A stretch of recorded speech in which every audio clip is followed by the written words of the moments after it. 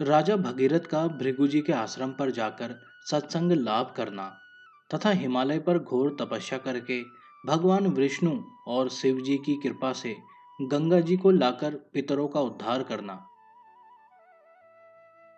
नारद जी ने पूछा, मुने, हिमालय पर जाकर राजा भगीरथ ने क्या किया? वे गंगा जी को किस प्रकार ले आए? यह मुझे बताने की कृपा करें। श्री सनक जी ने कहा, मुने, महाराज भगीरथ जटा और चीर धारण करके तपस्या के लिए हिमालय पर जाते हुए गोदावरी नदी के तट पर पहुंचे। वहां उन्होंने महान वन में महर्षि भृगु का उत्तम आश्रम देखा, जो कृष्णसार मृगों से भरा हुआ था और चमरी गायों का समुदाय अपनी पूंछ हिलाकर मानो उस आश्रम को चंवर डुला रहा था। मालती, जूही, कुंद और चंपा उस आश्रम को विभूषित कर रहे थे। वहां चारों ओर भांति भांति के फूल खिले हुए थे। ऋषि मुनियों का समुदाय वहां निवास करता था। वेदों और शास्त्रों का महान घोष आकाश में गूंज रहा था। महर्षि भृगु के ऐसे आश्रम में राजा भगीरथ ने प्रवेश किया। भृगु जी परम ब्रह्म के स्वरूप का प्रतिपादन कर रहे थे। शिष्यों की मंडली उन्हें घेरकर बैठी थी। तेज में वे भगवान सूर्य के समान थे। राजा भगीरथ ने वहां उनका दर्शन किया और उनके चरण ग्रहण आदि विधि से उन ब्रह्म शिरोमणि की वंदना की। साथ ही भृगु जी ने भी सम्मान पूर्वक राजा का आतिथ्य सत्कार किया। महर्षि भृगु के द्वारा आतिथ्य सत्कार हो जाने पर राजा भगीरथ उन मुनीश्वर से हाथ जोड़कर विनय पूर्वक बोले। भगीरथ ने कहा, भगवन, आप सब धर्मों के ज्ञाता तथा संपूर्ण शास्त्रों के विद्वान हैं। मैं संसार बंधन के भय से डरकर आपसे मनुष्यों के उद्धार का उपाय पूछता हूँ। सर्वज्ञ मुनिस्तम, यदि मैं आपका कृपा पात्र हूँ तो जिस कर्म से भगवान संतुष्ट होते हैं वह मुझे बताइए। भृगु ने कहा, राजन, तुम्हारी अभिलाषा क्या है यह मुझे मालूम हो गई है।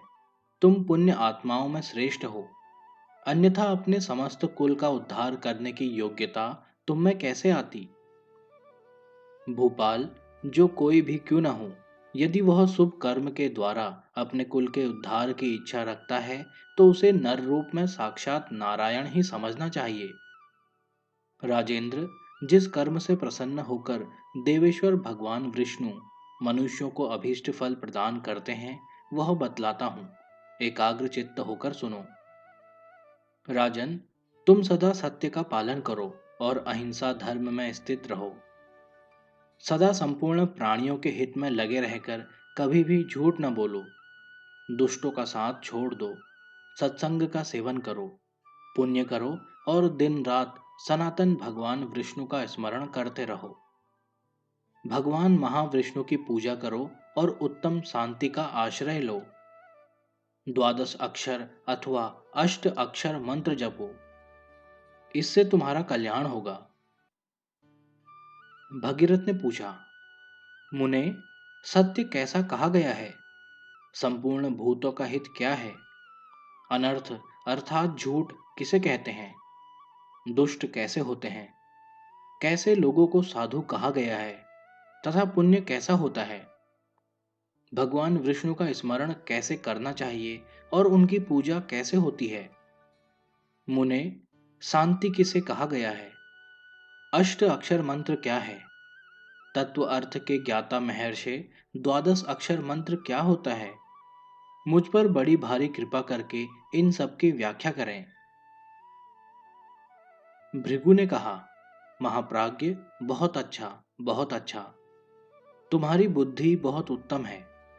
भूपाल, तुमने मुझसे जो कुछ पूछा है वह सब तुम्हें बतलाता हूं।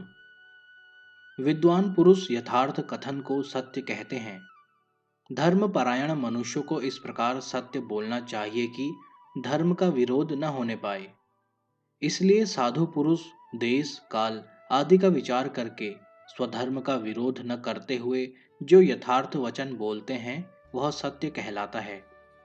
राजन, संपूर्ण जीवों में से किसी को भी जो क्लेश न देना है उसी का नाम अहिंसा है। वह संपूर्ण कामनाओं को देने वाली बताई गई है। धर्म के कार्य में सहायता पहुंचाना और अधर्म के कार्य का विरोध करना, इसे धर्मज्ञ पुरुष संपूर्ण लोकों का हित साधन कहते हैं। धर्म और अधर्म का विचार न करके केवल अपनी इच्छा के अनुसार कहना असत्य है। उसे सब प्रकार के कल्याण का विरोधी समझना चाहिए। राजन, जिनकी बुद्धि सदा कुमार्ग में लगी रहती है, जो सब लोगों से द्वेष रखने वाले और मूर्ख हैं, उन्हें संपूर्ण धर्मों से बहिष्कृत दुष्ट पुरुष जानना चाहिए। जो लोग धर्म और अधर्म का विवेक करके वेद उक्त मार्ग पर चलते हैं तथा सब लोगों के हित में संलग्न रहते हैं, उन्हें साधु कहा गया है। जो भगवान की भक्ति में सहायक है, साधु पुरुष जिसका पालन करते हैं तथा जो अपने लिए भी आनंददायक है, उसे धर्म कहते हैं। यह संपूर्ण जगत भगवान विष्णु का स्वरूप है। विष्णु सबके कारण है और मैं भी विष्णु हूँ। यह जो ज्ञान है, उसी को भगवान विष्णु का स्मरण समझना चाहिए। भगवान विष्णु सर्वदेवमय हैं। मैं विधि पूर्वक उनकी पूजा करूंगा। इस प्रकार से जो श्रद्धा होती है, वह उनकी भक्ति कही गई है। श्री विष्णु सर्वभूत स्वरूप हैं, सर्वत्र परिपूर्ण सनातन परमेश्वर हैं। इस प्रकार जो भगवान के प्रति अभेद बुद्धि होती है, उसी का नाम समता है। राजन, शत्रु और मित्रों के प्रति समान भाव हो, संपूर्ण इंद्रियां अपने वश में हो और दैववश जो कुछ मिल जाए उसी में संतोष रहे, तो इस स्थिति को शांति कहते हैं। राजन, इस प्रकार तुम्हारे इन सभी प्रश्नों की व्याख्या हो गई। ये सब विषय मनुष्यों को सिद्धि प्रदान करने वाले हैं और समस्त पाप राशियों का वेग पूर्वक नाश करने के साधन हैं। अष्ट अक्षर मंत्र सब पापों का नाश करने वाला है। राजेंद्र, मैं उसका स्वरूप तुम्हें बतलाता हूं। वह समस्त पुरुषार्थों का एकमात्र साधन, भगवान विष्णु को प्रसन्न करने वाला तथा संपूर्ण सिद्धियों को देने वाला है। ओम नमो नारायणाय, यही अष्ट अक्षर मंत्र है। इसका जप करना चाहिए।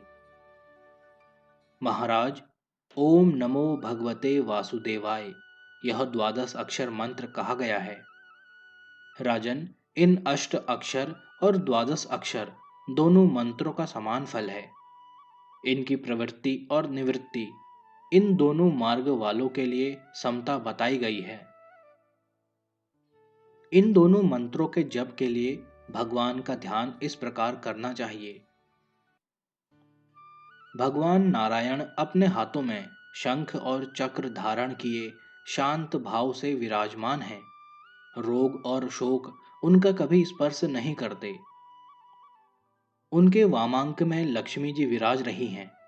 वे सर्वशक्तिमान प्रभु सबको अभयदान कर रहे हैं। उनके मस्तक पर किरीट और कानों में कुंडल शोभा पाते हैं। वे नाना प्रकार के अलंकारों से सुशोभित हैं। गले में कौस्तुभ मणि और वनमाला धारण किए हुए हैं। उनका वक्ष स्थल श्रीवत्स चिन्ह से चिन्हित है। वे पीतांबरधारी भगवान देवताओं और दानवों से भी वंदित हैं। उनका आदि और अंत नहीं है। वे संपूर्ण मनोवांछित फलों के देने वाले हैं। इस प्रकार भगवान का ध्यान करना चाहिए। वे अंतर्यामी, ज्ञान स्वरूप, सर्वव्यापी तथा सनातन हैं। राजा भगीरथ, तुमने जो कुछ पूछा वह सब इस रूप में बताया गया है। तुम्हारा कल्याण हो। अब सुखपूर्वक तपस्या में सिद्धि प्राप्त करने के लिए जाओ। महर्षि भृगु के ऐसा कहने पर राजा भगीरथ बहुत प्रसन्न हुए और तपस्या के लिए वन में गए। हिमालय पर्वत पर पहुंचकर वहां के मनोहर पावन प्रदेश में स्थित नादेश्वर महाक्षेत्र में उन्होंने अत्यंत दुष्कर तपस्या की। राजा तीनों काल स्नान करते, कंद, मूल तथा फल खाकर रहते और उसी से आए हुए अतिथियों का सत्कार भी करते थे। वे प्रतिदिन होम में तत्पर रहते, संपूर्ण भूतों के हितैषी होकर शांत भाव से स्थित थे। उन्होंने भगवान नारायण की शरण ले रखी थी। पत्र, पुष्प, फल और जल से वे तीनों काल श्री हरि की आराधना करते थे। इस प्रकार अत्यंत धैर्यपूर्वक भगवान नारायण का ध्यान करते हुए वे सूखे पत्ते खाकर रहने लगे। उसके बाद परम धर्मात्मा राजा भगीरथ ने प्राणायाम करते हुए श्वास बंद करके तपस्या करना प्रारंभ किया। जिनका कहीं अंत नहीं है या जो किसी से पराजित नहीं होते, उन्हीं श्री नारायण देव का चिंतन करते हुए वे 60,000 वर्षों तक श्वास रोके रहे। उस समय राजा की नासिका के छिद्र से भयंकर अग्नि प्रकट हुई। उसे देखकर सब देवता थर्रा उठे और उस अग्नि से संतप्त होने लगे। फिर वे नरेश्वर गण क्षीर सागर के उत्तर तट पर, जहां जगदीश्वर श्री हरि निवास करते हैं, पहुंचकर भगवान महाविष्णु की शरण में गए और शरणागतों की रक्षा करने वाले देव देवेश्वर भगवान की इस प्रकार स्तुति करने लगे। देवताओं ने कहा, जो जगत के एकमात्र स्वामी तथा स्मरण करने वाले भक्तजनों की समस्त पीड़ा दूर कर देने वाले हैं, उन परमेश्वर श्री विष्णु को हम नमस्कार करते हैं। ज्ञानी पुरुष उन्हें स्वभावतः शुद्ध, सर्वत्र परिपूर्ण एवं ज्ञान स्वरूप कहते हैं।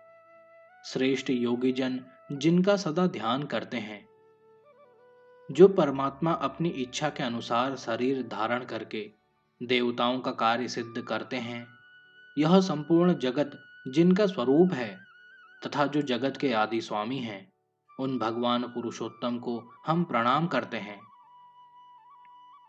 जिनके नामों का संकीर्तन करने मात्र से दुष्ट पुरुषों के भी समस्त पाप नष्ट हो जाते हैं, जो सबके शासक, स्तवन करने योग्य एवं पुराण पुरुष हैं, उन भगवान विष्णु को हम पुरुषार्थ सिद्धि के लिए नमस्कार करते हैं। सूर्य आदि जिनके तेज से प्रकाशित होते हैं और कभी भी जिनकी आज्ञा का उल्लंघन नहीं करते, जो संपूर्ण देवताओं के अधीश्वर तथा पुरुषार्थ रूप हैं, उन काल स्वरूप श्री हरि को हम नमस्कार करते हैं। जिनकी आज्ञा के अनुसार ब्रह्मा जी इस जगत की सृष्टि करते हैं, रुद्र संहार करते हैं और ब्राह्मण लोग श्रुतियों के द्वारा सब लोगों को पवित्र करते हैं, जो गुणों के भंडार और सबके उपदेशक गुरु हैं, उन आदिदेव भगवान विष्णु की हम शरण में आए हैं। जो सबसे श्रेष्ठ, वर्ण करने योग्य तथा मधु और कैटब को मारने वाले हैं, देवता और दैत्य भी जिनकी चरण पादुका का पूजन करते हैं, जो श्रेष्ठ भक्तों की मनोवांछित कामनाओं की सिद्धि के कारण हैं तथा एकमात्र ज्ञान द्वारा जिनके तत्व का बोध होता है, उन दिव्य शक्ति संपन्न भगवान को हम प्रणाम करते हैं। जो आदि, मध्य और अंत से रहित, अजन्मा, अनादि, अविद्या नामक अंधकार का नाश करने वाले, सत चित्त परमानंद घन स्वरूप तथा रूप आदि से रहित हैं, उन भगवान परमेश्वर को हम प्रणाम करते हैं। जो जल में शयन करने के कारण नारायण, सर्वव्यापी होने से विष्णु, अविनाशी होने से अनंत और सबके शासक होने से ईश्वर कहलाते हैं, अपने श्री अंगों पर रेशमी पीतांबर धारण करते हैं। ब्रह्मा तथा रुद्र आदि जिनकी सेवा में लगे रहते हैं, जो यज्ञ के प्रेमी, यज्ञ करने वाले, विशुद्ध, सर्वोत्तम एवं अव्यय हैं, उन भगवान विष्णु को हम नमस्कार करते हैं। इंद्र आदि देवताओं के इस प्रकार स्तुति करने पर भगवान महाविष्णु ने देवताओं को राजर्षि भगीरथ का चरित्र बतलाया। नारद जी फिर उन सबको आश्वासन तथा अभय देकर निरंजन भगवान विष्णु उस स्थान पर गए जहां राजर्षि भगीरथ तपस्या करते थे। संपूर्ण जगत के गुरु, शंख चक्रधारी, सच्चिदानंद स्वरूप भगवान श्री हरि ने राजा भगीरथ को प्रत्यक्ष दर्शन दिया। राजा ने देखा, सामने कमल नयन भगवान विराजमान हैं। उनकी प्रभा से संपूर्ण दिग्दिगंत उद्भासित हो रहा है। उनके अंगों की कांति अलसी के फूल की भांति श्याम है। कानों में झलमलाते हुए कुंडल उनकी शोभा बढ़ा रहे हैं। चिकने घुंघराले केशों वाले मुख अरविंद से सुशोभित हैं। मस्तक पर जगमगाता हुआ मुकुट उनके स्वरूप को और भी प्रकाशपूर्ण किए देता है। वक्षस्थल में श्रीवत्स का चिन्ह और कौस्तुभ मणि है। वे वनमाला से विभूषित हैं। उनकी भुजाएं बड़ी बड़ी हैं। अंग अंग से उदारता टपक रही है। उनके चरण अरविंद लोकेश ब्रह्मा जी के द्वारा पूजित हैं। भगवान की यह झांकी देखकर राजा भगीरथ भूतल पर दंड की भांति पड़ गए। उनका कंधा झुक गया और वे बार बार प्रणाम करने लगे। उनका हृदय अत्यंत हर्ष से भरा हुआ था। शरीर में रोमांच हो आया था और वे गदगद कंठ से कृष्ण कृष्ण कृष्ण श्री कृष्ण इस प्रकार उच्चारण कर रहे थे। अंतर्यामी जगतगुरु भगवान विष्णु भगीरथ पर प्रसन्न थे। उन भूत भावन भगवान ने करुणा से भरकर कहा। श्री भगवान बोले, महाभाग भगीरथ, तुम्हारा अभीष्ट सिद्ध होगा। तुम्हारे पूर्व पितामह मेरे लोक में जाएंगे। राजन, भगवान शिव मेरे दूसरे स्वरूप हैं। तुम यथाशक्ति स्तुति पाठ करके उनका स्तवन करो। वे तुम्हारा संपूर्ण मनोरथ तत्काल सिद्ध करेंगे। जिन्होंने अपनी शरण में आए हुए चंद्रमा को स्वीकार किया है, वे बड़े शरणागत वत्सल हैं। अतः स्तोत्रों द्वारा स्तवन करने योग्य उन सुखदाता ईशान की तुम आराधना करो। अनादि अनंत देव महेश्वर संपूर्ण कामनाओं तथा फलों के दाता हैं। राजन, तुमसे भली भांति पूजित होकर वे शीघ्र तुम्हारा कल्याण करेंगे। मुनिश्रेष्ठ नारद, तीनों लोकों के स्वामी देव देवेश्वर भगवान अच्युत ऐसा कहकर अंतर्ध्यान हो गए। फिर वे राजा भगीरथ भी उठे। द्विज श्रेष्ठ, राजा के मन में बड़ा आश्चर्य हुआ। वे सोचने लगे, क्या यह सब स्वप्न था अथवा साक्षात सत्य का ही दर्शन हुआ है? अब मैं क्या करूं? इस प्रकार भ्रांत चित्त हुए राजा भगीरथ से आकाशवाणी ने उच्च स्वर से कहा, राजन, यह सब अवश्य ही सत्य है। तुम चिंता न करो। आकाशवाणी सुनकर भूपाल भगीरथ ने हम सबके कारण तथा समस्त देवताओं के स्वामी भगवान शिव का शक्ति पूर्वक स्तवन किया। भगीरथ ने कहा, मैं प्रणत जनों की पीड़ा का नाश करने वाले विश्वनाथ शिव को प्रणाम करता हूँ। जो प्रमाण से परे तथा प्रमाण रूप हैं, उन भगवान ईशान को मैं नमस्कार करता हूँ। जो जगत स्वरूप होते हुए भी नित्य और अजन्मा है, संसार की सृष्टि, संहार और पालन के एकमात्र कारण है, उन भगवान शिव को मैं प्रणाम करता हूँ। योगीश्वर महात्मा जिनका आदि मध्य और अंत से रहित अनंत अजन्मा एवं अव्ययी रूप से चिंतन करते हैं, उन पुष्टिवर्धक शिव को मैं प्रणाम करता हूँ। पशुपति भगवान शिव को नमस्कार है। चैतन्य स्वरूप भगवान शंकर को नमस्कार है। असमर्थों को सामर्थ्य देने वाले शिव को नमस्कार है। समस्त प्राणियों के पालक भगवान भूतनाथ को नमस्कार है। प्रभु, आप हाथ में पिनाक धारण करते हैं, आपको नमस्कार है। त्रिशूल से शोभित हाथ वाले आपको नमस्कार है।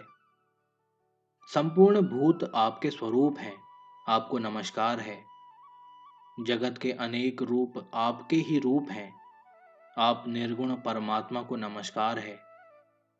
ध्यान स्वरूप आपको नमस्कार है।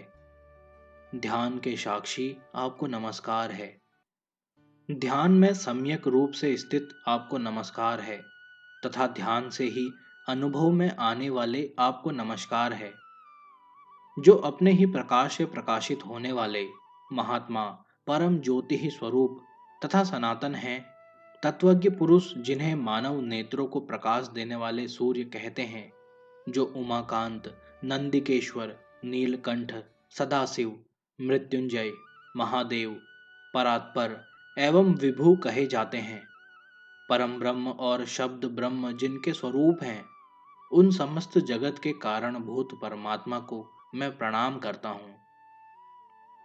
प्रभु, आप जटाजूट धारण करने वाले हैं, आपको नमस्कार है, जिनसे समुद्र, नदियां, पर्वत, गंधर्व, यक्ष, असुर, सिद्ध समुदाय, स्थावर जंगम, बड़े छोटे, सत असत तथा जड़ और चेतन सबका प्रादुर्भाव हुआ है।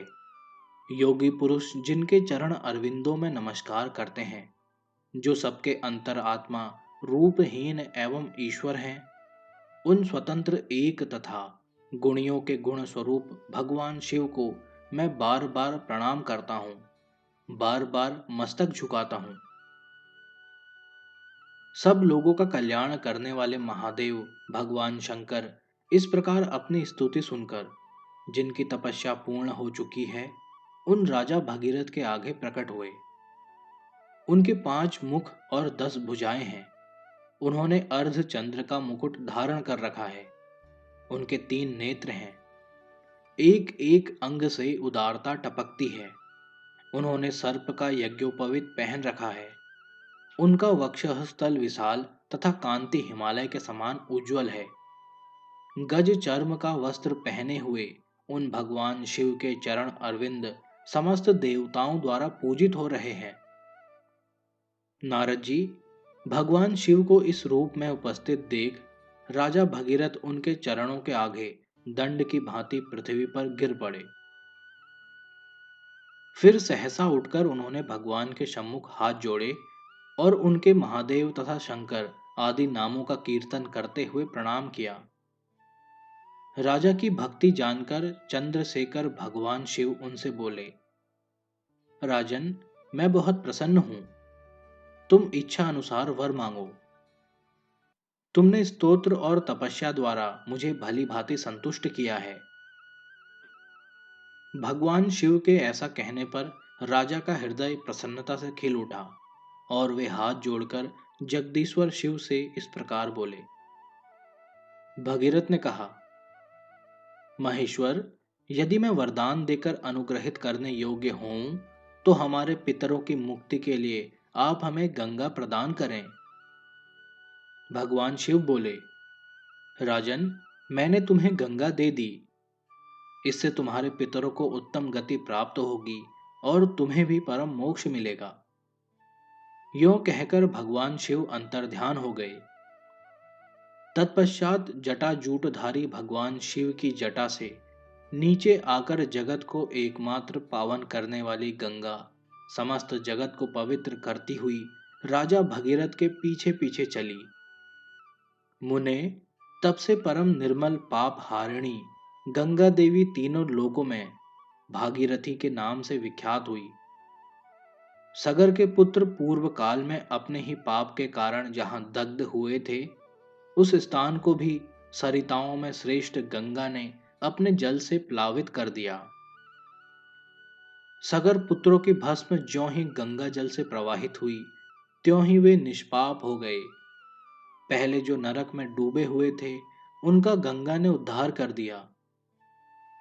पूर्व काल में यमराज ने अत्यंत कुपित होकर जिन्हें बड़ी भारी पीड़ा दी थी, वे ही गंगा जी के जल से उनके शरीर की भस्म अप्लावित होने के कारण उन्हें यमराज के द्वारा पूजित हुए।